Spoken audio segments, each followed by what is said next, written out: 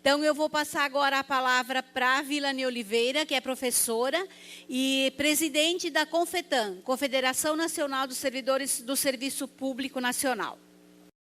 Gente, olha, só parabenizar o professor Anselmo, porque eu acho que esse resgate, ele realmente é muito importante. A gente entra no sindicato e já encontra tudo organizado, já encontra um monte de direitos consagrados. E, às vezes, a gente não valoriza aquilo que a gente já encontrou pronto, feitinho. A gente não lembra que, antes da gente entrar no serviço, antes da gente ingressar no sindicato, teve todo um agrupamento de pessoas que lutaram, que foram às ruas, que foram perseguidos, que enfrentaram adversidades para poder a gente já chegar no serviço público com alguns direitos adquiridos. Às vezes a gente não valoriza, a gente acha que, não, eu já cheguei, já encontro aqui o auxílio alimentação, o auxílio transporte, insalubridade, periculosidade. A gente não lembra que, há algumas décadas atrás, esse direito não existia, que houve um grupo que lutou, que batalhou, que se organizou, que fundou o sindicato. Então, fazer esse resgate histórico, ele é muito importante para a gente valorizar, para a gente se situar no tempo, e para a gente poder pensar estratégias para o futuro, né? A história da humanidade é sempre isso, de onde viemos e para onde vamos. Então, para saber para onde vamos, é importante saber quem somos, de onde viemos, que instrumentos, que ferramentas nós temos para a gente poder saber para onde vai e com quem a gente vai contar. Então, nesse sentido, eu quero parabenizar aqui o professor Anselmo pela bela apresentação da história de vocês. Essa história, vocês têm que se orgulhar muito dela. Eu vou pedir aqui a colaboração da Neivinha para me avisar com 10 minutos que eu tenho vários defeitos, mas o pior deles é que eu falo demais. É um problema. Eu vou me policiar. Avisa com 10, avisa com 5. Então, nós vamos começar situando um pouco, um panorama mais geral, né? É importante, como municipais, a gente se reconhecer dentro desse espaço mundial. Então, é importante compreender que metade da humanidade vive nas cidades. Olha o tamanho da nossa responsabilidade, né? Digo, na cidade e na área urbana. E a tendência é que este número cresça cada vez mais. As pessoas vêm cada vez mais para os grandes centros urbanos, porque tem mais estrutura, porque tem mais facilidade. Quem vem do interior, como eu, a gente estudava o ginásio, aí tinha que ir para a cidade, sair do interior, porque no interior não oferecia as condições. Talvez alguns de vocês tenham vivenciado também essa experiência de sair da sua cidade pequenininha, da área rural, e ir para a área urbana em busca de melhores oportunidades de emprego, de estudo, enfim. Este é um cenário. E é nesse cenário que as cidades, que os municípios, onde a gente atua enquanto lideranças e enquanto prestadores de serviço que somos, é nesse cenário que a gente vive, numa cidade que muitas vezes cresce de forma desordenada, cresce sem estrutura, uma cidade que nem sempre foi planejada para receber aquele contingente de pessoas. Então, temos problemas de todas as ordens quando a gente se depara para analisar. Do ponto de vista da acessibilidade, do trabalho, do equilíbrio social, do saneamento. E nós, como servidores, estamos lá no meio desse foco. Adiante. Então, é importante a gente compreender que dentro deste cenário, dessa cidade que se formou dessa forma, sem uma organização, sem um planejamento, com várias adversidades, com desequilíbrios ecológicos, com superpopulação, serviço de saúde nem sempre pronto para receber a demanda. Nesse cenário, a gente precisa compreender que, enquanto servidor público, nós temos um papel de nos inserir na luta maior da sociedade por um município decente. A OIT já fala um pouco sobre isso, o que é um trabalho decente, o que é um município decente, que tenha condições dignas de moradia, que tenha qualidade, que tenha inclusão social e que nós, servidores públicos, sejamos valorizados. Ontem o Luiz fazia uma fala onde ele dizia, e a Juscelia, depois a gente conversando, ela fazia referência de uma pessoa que sempre diz isso, A cidade, ela não funciona sem nós. Ela não funciona. Vocês já pararam para refletir um pouco da importância que nós temos dentro desse cenário? A cidade não funciona sem nós. Ela funciona sem prefeito. O prefeito foi cassado, já teve muitos exemplos na história que ficou um determinado período, enquanto se definia quem assumia, se era o vice, se era o presidente da Câmara. Mas sem o servidor, a cidade para, a cidade não funciona. Então, vamos compreender a importância que nós temos dentro deste cenário de construção de um município decente, com qualidade de vida para a população, mas com qualidade também para nós que prestamos esse serviço. Segundo o IBGE, e nós, esse dado já está defasado, que é de 2012, nós somos hoje, 2015, quase 7 milhões de servidores públicos municipais espalhados por esse Brasil afora. Olha o tamanho que nós somos. Olha aí o tamanho do desafio que a nossa confederação tem para organizar esse povo todo. Aqui vocês acabaram de dizer, a Neiva acabou de falar, acho que foi a Neiva, não sei, de que tem um município aqui pertinho que as pessoas querem se organizar, querem que amplie a base para ir para lá. Então, a gente precisa ter pernas para organizar esse povo todo, que não é um contingente pequeno, 7 milhões de servidores públicos municipais espalhados por esse Brasil afora, e em muitos municípios ainda sem a organização, sem o seu sindicato para fazer a luta, para ampliar direitos, para conquistar novos direitos. Vamos para frente.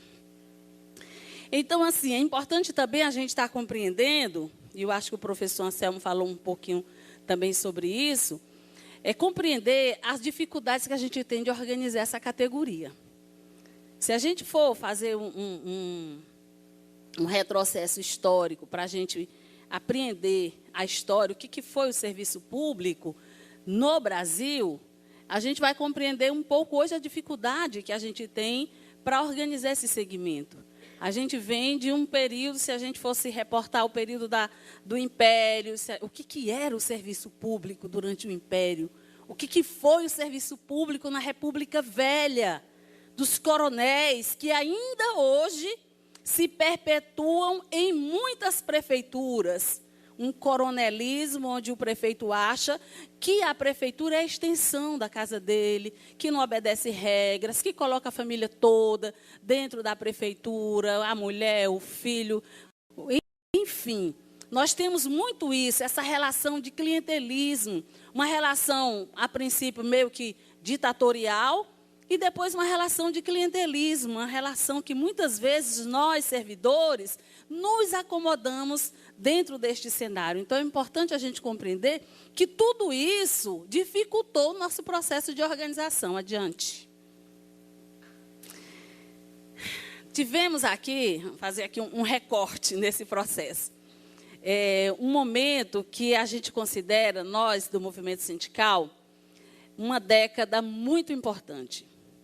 A década de 80. E a gente vai estar dialogando com a conjuntura, que é para a gente estar compreender a história da nossa organização dentro de uma conjuntura sociopolítica, econômica, para a gente poder se situar e compreender de que forma que as coisas vão acontecendo, porque as coisas não acontecem do nada, nem acontecem por acaso.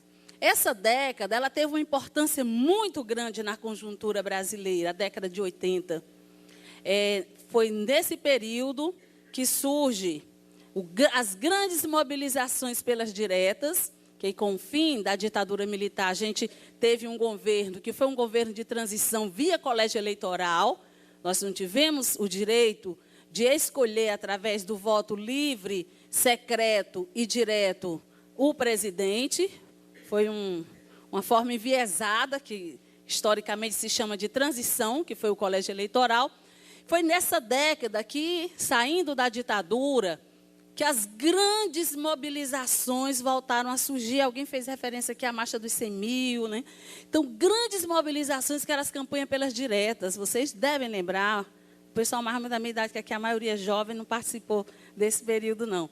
Então, as campanhas pelas diretas, o nascimento da CUT é nessa década também importante, quando surge a grande central, que ainda hoje é a maior central da América do Sul, e me parece que é a quarta ou é a quinta do mundo. É neste cenário aqui, na década de 80, que a gente vê a Constituição como a Constituinte cidadã. Fizemos várias emendas, mobilizamos, com abaixo-assinado para ser entregue, com propostas. Foi um movimento onde a população brasileira, como um todo, se mobilizou. E é nesse cenário aqui, na década de 80, que nós, servidores públicos, tivemos alguns artigos da Constituição, onde nós tivemos, pela primeira vez na história, um reconhecimento do ponto de vista da legalidade. No artigo 37, se não me falha a memória, até o 41, ele se dedica ao servidor público das 3 esferas. Até aqui, nós não tínhamos uma legislação que desse direito ao servidor público se organizar. Nós éramos uma categoria de segunda categoria, vamos dizer assim, profissionais de segunda categoria.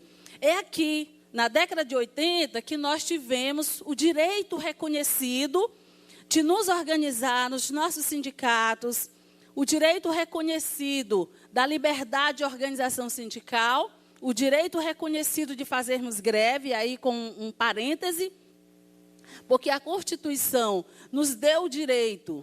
Olha só, né? Primeiro que para fazer greve a gente não precisa que ninguém nos dê esse direito. A greve existe desde quando as primeiras organizações sindicais existiram, porque a greve ela é exatamente uma insubordinação.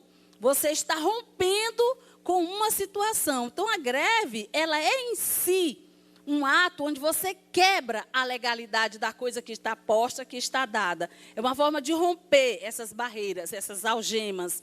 Mas aqui, alguns artigos foram colocados, do ponto de vista da legalidade, o nosso direito de greve, mas com um parêntese. Não foi regulamentado, quer dizer, se te dá o direito, mas condiciona uma regulamentação que, infelizmente, até hoje ainda não foi devidamente colocada em prática. Da mesma forma da organização. Nos dá o direito de nos organizar, mas remete a uma regulamentação posterior à questão da negociação. Então, é meio que contraditória. Dá um direito, mas não regulamenta. Daí a luta que a gente está enfrentando do ponto de vista nacional pela regulamentação da Convenção 151, que dá direito à negociação. Embora a gente faça isso na marra, e seja importante a gente compreender isso, mas é importante, sim, que tenha uma lei que ampare, que seja um instrumento a mais na nossa luta. Para frente. Vai, já falei.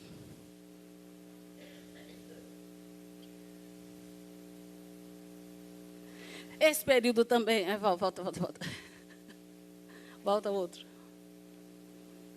Que é um período onde esse período também, ainda na década de 80, já entrando para a década de 90, a gente tem um período de reestruturação produtiva aqui, o pessoal da indústria começa a sofrer os grandes impactos do que é a tecnologia, a substituição da mão de obra pela máquina, aquela multidão de gente que a gente via nos pátios das empresas metalúrgicas são reduzidas drasticamente, porque há uma máquina que acaba substituindo a mão de obra humana, e isso traz um impacto grande nas organizações sindicais, com desemprego, também estimulando as grandes mobilizações. E é nesse cenário que a CUT vai fazer seus primeiros enfrentamentos, quando ela vai se fortalecendo em cima de um tripé que a gente chama de organização, da formação e da mobilização. Então, esse tripé que nós, sindicalistas, não podemos perder de vista: organizar o sindicato,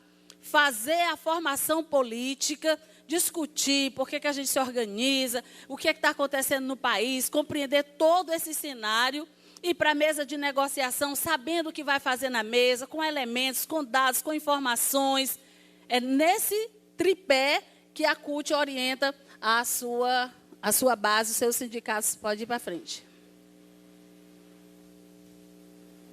Adiante. Ok, pode ir. Aqui só tem uma pergunta no final, quando tem essa mão gigantesca, que é perguntando qual é o papel histórico que a gente tem a cumprir. Né? Será que a gente está fazendo a coisa do jeito certo? Já fizemos mais ou menos um cenário, a gente está correndo por conta do tempo. Mas será que a gente está fazendo a coisa do jeito certo? Será que é isso mesmo o papel do movimento sindical? Nós que estamos lá na base, no nosso local de trabalho, a gente não faz nada, é só quem está no sindicato que faz. Outro dia eu ouvi uma pessoa lá do meu sindicato de base que dizia assim, não, mas eu não tenho que ir para a Assembleia. É para isso que eu pago o sindicato. É para vocês fazerem a luta por nós. Será que é isso mesmo? A gente dá uma contribuição sindical que vem descontado e a gente fica lá no nosso local de trabalho e aí o pessoal aqui que quiser que vai fazer a luta, é assim? Eu estou perguntando, é assim? Ah, é não, muito bem. Olha aí, 10 para todo mundo. Adiante. Então, qual é o papel? Qual é o papel do dirigente sindical? E aí, dirigente não é só o que está na direção do sindicato. Eu estou lá na base, lá no meu local de trabalho, mas eu compreendo que o sindicato não é a direção. O sindicato não é o prédio, que, por sinal, muito bonito, estive lá ontem conhecendo a sede de vocês. O sindicato não é o carro, não é a estrutura, não é a sede, não é a direção, não é só o Luiz. O sindicato só tem sentido se a gente compreender como essa totalidade. O sindicato somos nós, cada um, onde quer que estejamos. Hoje eu estou lá na base, no hospital, no posto de saúde, na escola, na secretaria de infraestrutura, na secretaria de administração, estou limpando a rua, estou limpando o chão, não importa onde eu estou. Se eu compreendo que o sindicato é o conjunto da categoria, eu tenho que me comportar, mesmo sem estar na direção do sindicato, como um dirigente sindical. Como alguém que faz a ponte entre os companheiros que estão liberados para fazer atividade e eu que estou na base.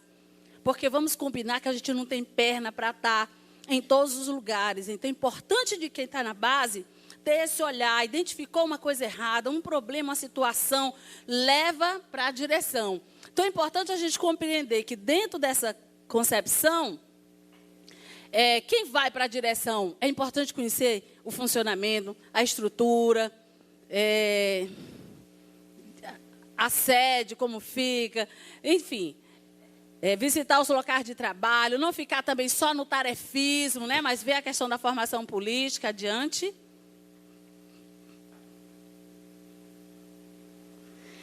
Mas quantos têm a postura de dirigentes? Quantos de nós têm essa postura de compreender o papel do dirigente dentro dessa compreensão? Volta aí, acho que tu pulou uma. Ok. Quantos nós somos tolerantes, pacientes? Quantos nós temos a capacidade de argumentação para convencer a pessoa que está lá na base, para dialogar com a pessoa, porque às vezes a gente está tão convencido de algo que falta paciência. Às vezes a gente está bem aqui, mas a pessoa da base está lá atrás. Ela não teve a vivência, a experiência, as condições que a gente teve, e a gente às vezes não tem paciência de explicar algumas questões que a pessoa lá da base não está compreendendo. A gente já quer caminhar e vai lá na frente, quando olha para trás está sozinho, né? Então, sempre caminhar lado a lado. O bom dirigente é aquele que se ocupa da formação política, visita a base, mobiliza, alia a teoria com a prática. Não adianta falar bonito e a prática da pessoa dizer uma coisa totalmente diferente. Então, ter coerência, praticar a democracia, criar oportunidades para todos. Ele democratiza o espaço sindical, ele planeja, e aí sem planejamento as coisas ficam mais difíceis. Ele é combativo, ele ou ela, do ponto de vista do enfrentamento, faz avaliação, que é importante nós sindicalistas estarmos constantemente nos avaliando, que a gente às vezes se acha o máximo. Mas será que é isso que a base está vendo? Será que a base está percebendo assim? Então, ter a humildade da gente se permitir que o outro nos avalie é importante para corrigir rumos, corrigir percursos, se necessário for. Não ser 100% corporativista, mas compreender que o sindicato, ele é, sim, uma instituição corporativista, é da essência, mas ele tem que estar aliado a outras lutas. E aí, numa palestra agora recente que a gente teve com um professor da Unicamp, Márcio Postman, ele dizia, os sindicatos que não compreenderem a dinâmica da sociedade hoje e ficarem fechados só na questão corporativa está fadado ao fracasso. Há uma imposição de que você dialogue com a sociedade, com os problemas da sociedade, porque nós somos a sociedade. Nós não somos só o servidor público.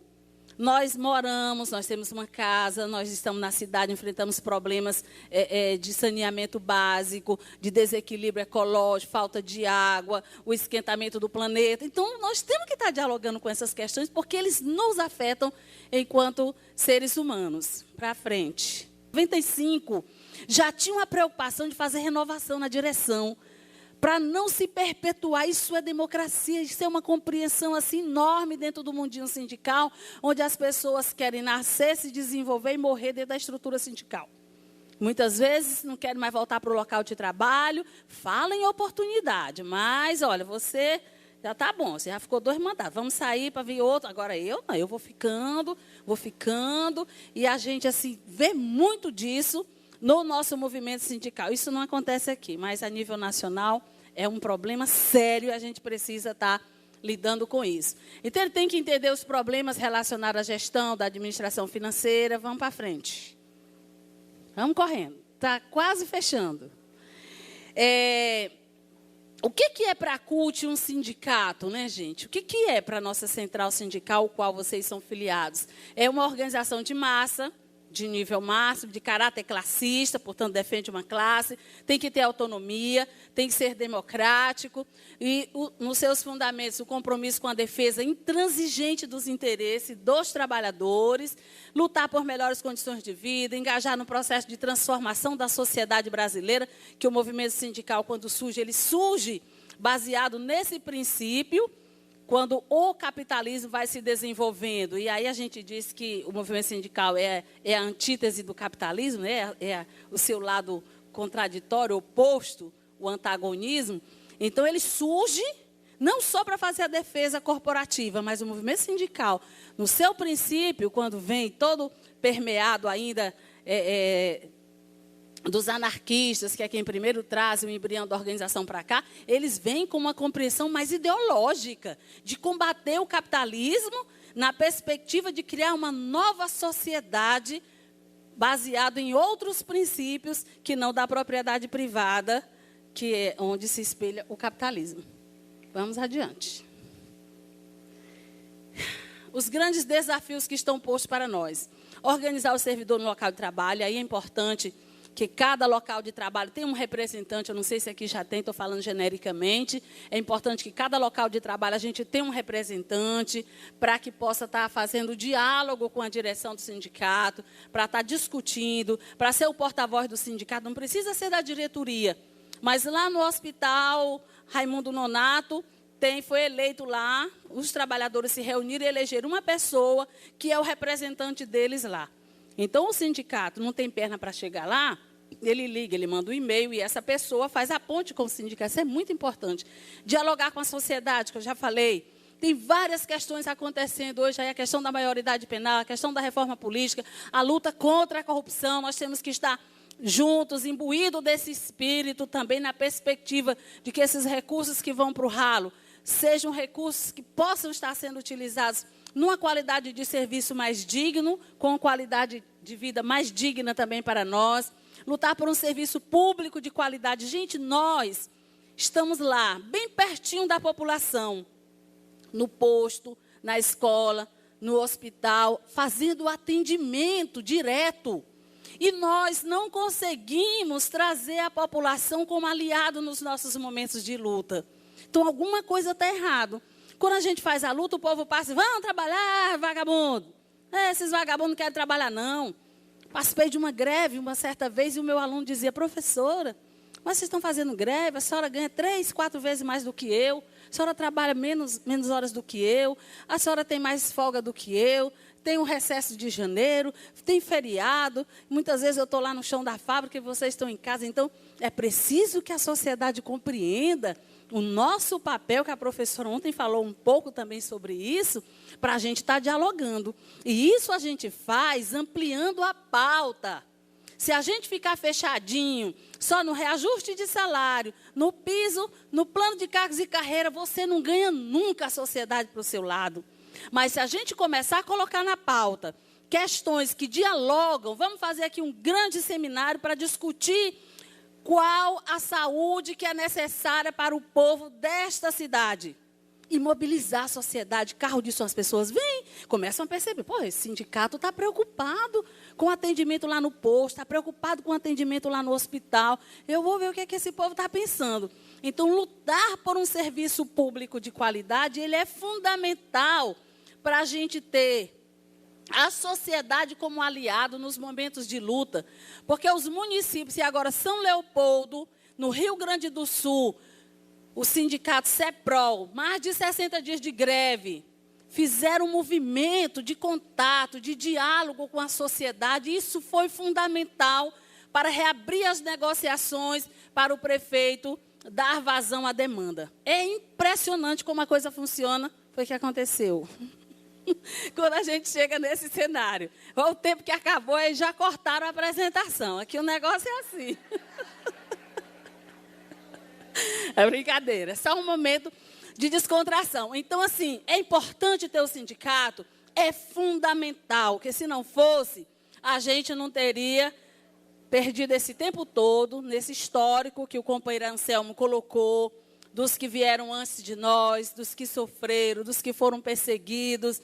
Mas se a gente não compreender que o sindicato não é o Luiz, que o sindicato não é a Neiva, o sindicato é cada um de nós, onde quer que estejamos, essa luta não terá o mesmo êxito. Porque você puxa uma greve, é só a direção do sindicato que vai para a greve? A rigor, a gente nem faz greve, vamos combinar. Que a gente está fora do local de trabalho, né? Quem faz greve é quem está lá, no local de trabalho. A nós que estamos liberados, tem o papel de articular, de mediar, de sensibilizar, de organizar e ir para o enfrentamento. E se a gente faz isso coletivamente, o resultado é muito maior do que a gente fazer isso sozinha. Eu vou sozinha, eu me exponho e eu não represento nem, não faço nem um medinho, nem cosquinha no prefeito. Mas se eu paro já o meu setor, e aí vai, e a coisa vai ganhando corpo, começa a amedrontar. E se eu ganho a sociedade, as greves, onde a sociedade for envolvida, elas acontecem em pequeno espaço de tempo. Porque, meu povo, vamos combinar que greves esticadas, 30, 60, 90 dias, é muito penoso. É penoso para nós, que saímos do local de trabalho e vamos para o enfrentamento, e no caso da educação, depois tem que repor essa carga horária. É penoso para a população, que fica sem um serviço, e aí nós temos uma mídia que é importante, às vezes, compreender o que está se passando nesse cenário político, para ver o papel da mídia. Porque tudo que a mídia diz, a gente acredita. Ah, o PT criou a corrupção. É verdade, só teve corrupção no governo do PT. Eu não estou aqui para fazer defesa do PT, mas não é verdade assim, gente. Talvez tenha tido mais visibilidade. A mídia deu mais visibilidade, porque vamos combinar, 500 anos as elites governando este país. 500 anos. Não querem um trabalhador ou alguém mais relacionado com esse segmento governando esse país. E aí é fácil a gente entender o papel da mídia conosco. Quando a gente faz greve, o que é que a mídia diz? Professor de greve. Aí passa a mãezinha com as crianças, voltando para casa, e aí eu não tenho com quem deixar meus filhos, a professora não foi trabalhar. Aí coloca-se o drama da mãe. Aí greve na saúde. O que é que a mídia diz? Olha, eu fui para o posto, meu filho doente. Aí passa aquele horror de gente doente e tal. E a plaquinha, estamos em greve. Mas a mídia não aborda as nossas dores, as nossas demandas. Por que fizemos a greve? Quando a gente faz as mobilizações em Brasília, que é onde é uma pauta mais nacional, o que é que a mídia diz? Congestionamento no trânsito, 5 quilômetros de congestionamento, a CUT no meio da rua atrapalhando o trânsito, causando caos. Mas a mídia não diz por que que nós fomos às ruas, por que que nós fizemos aquela mobilização. Novamente, as nossas dores não têm visibilidade. Essa é a mídia. A mídia tem lado. A mídia não é aquilo que está no papel, que ela é isenta, não existe neutralidade para começar. Já dizia um grande filósofo chamado Marcuse, cujo livro é O Mito da Neutralidade.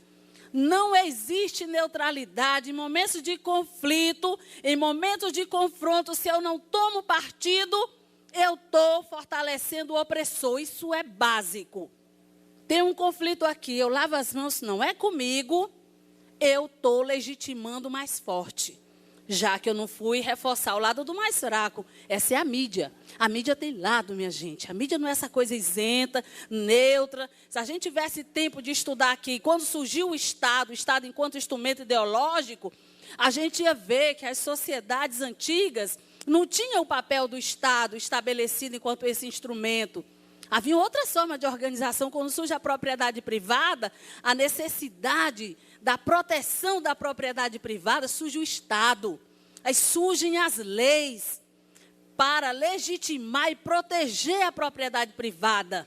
O Estado, a justiça, não surge para dar aquele equilíbrio que a gente pensa que a balança traz. De jeito nenhum. O Estado, quando surge, ele surge com a instituição da propriedade privada, com desmantelamento da sociedade primitiva, onde tudo era coletivo, onde tudo era de todos. Surge a propriedade privada, tem a necessidade de ter um instrumento que assegure aquilo que é meu, que antes era nosso, agora é meu. Isso aqui é meu. Quem vai proteger isso aqui que é meu, para ninguém tomar de mim? Aí o Estado. Então, o Estado também não é essa coisa neutra, que não tem lado. As instituições, as Forças Armadas têm lado. E aí a história está repleta de exemplos. Governo do Jânio, qualquer possibilidade de avançar nas conquistas no direito, pressão, golpe, historicamente. Vamos dar uma lida nos livros de história e fazer uma reflexão. Salvador Allende, no Chile, trabalhadores no poder, governo sitiado, golpe, ditadura. Então, a elite, ela não perdoa. A elite, ela é internacional. Esse negócio de pátria, só nós trabalhadores que temos isso. Só nós que temos esse sentimento. E eles usam, e os Estados Unidos são ótimos para fazer isso.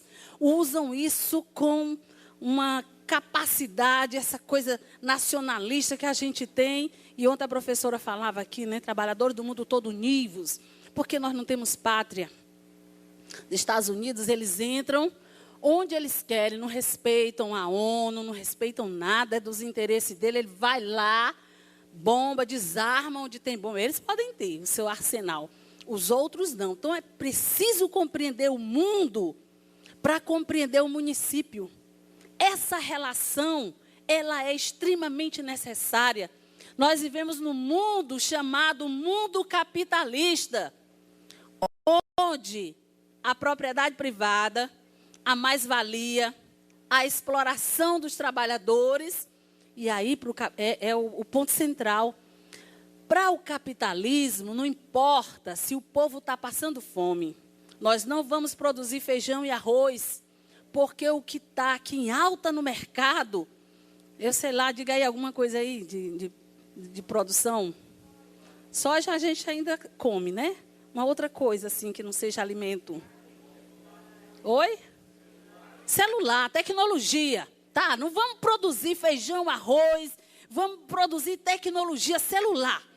Que hoje todo mundo tem celular, não é verdade? Um meninozinho, minha neta de 6 anos, vó, eu quero um tablet no meu aniversário.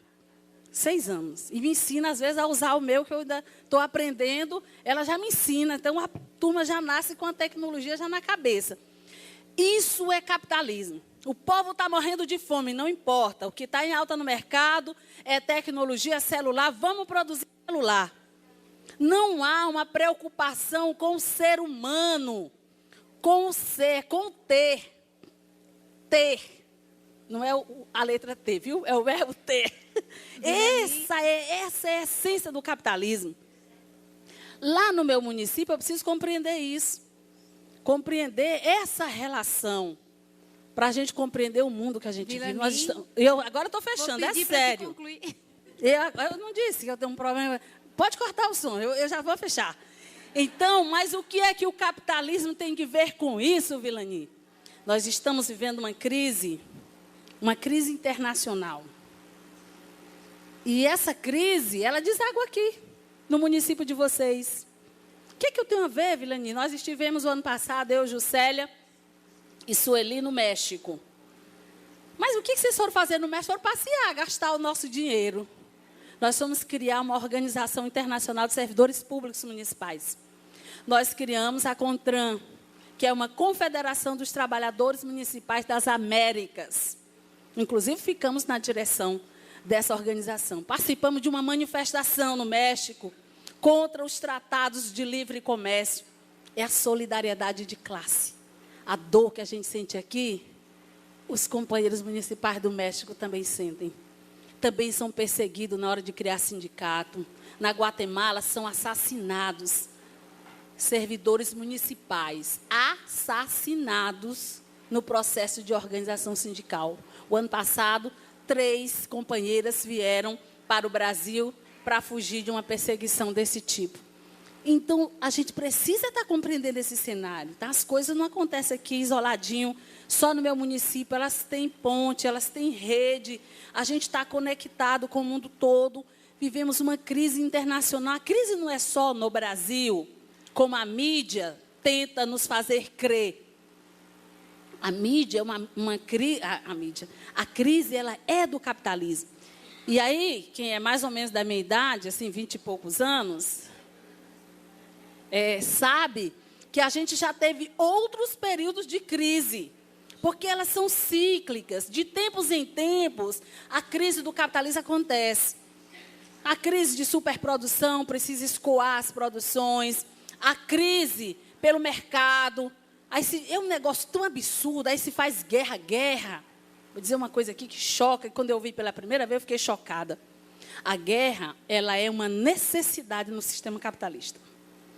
Não é que a gente queira a guerra, e essa semana passou um filme, não me lembro qual foi o canal, que é a menina que roubava livros. Lindo, né? Ai, que coisa linda, eu já tinha lido o livro, mas assistindo o filme é um negócio muito bacana. Eu recomendo que vocês assistam esse filme, que é muito gostoso, vai repensar um monte de coisa, né? Então, a gente precisa estar compreendendo essas questões. Por que faz a guerra? Olha que absurdo. Um soldado nunca viu aqui, nós duas somos soldados de países diferentes. Eu vou matar ela, que ela está lá no front, na linha de frente, e ela vai tentar me matar. Eu nunca vi, não tenho nada contra ela, mas eu vou imbuída daquele sentimento que eu falei. Vilani. Nacionalismo, e agora eu vou fechar. E aí a gente precisa compreender isso. Se a guerra é importante, façamos a paz. Fortaleçamos as nossas organizações, o nosso sindicato, participemos, compreendemos o mundo do jeito que ele está, façamos uma leitura crítica da sociedade, da mídia, vamos ler, vamos compreender, não vamos reproduzir tudo que a mídia diz como se verdade fosse, porque saiu na Globo. E quem diz que aquilo é verdade? Vamos refletir, gente. Somos sindicalistas, somos seres humanos com capacidade de pensar, refletir. Enfim, obrigada e desculpem.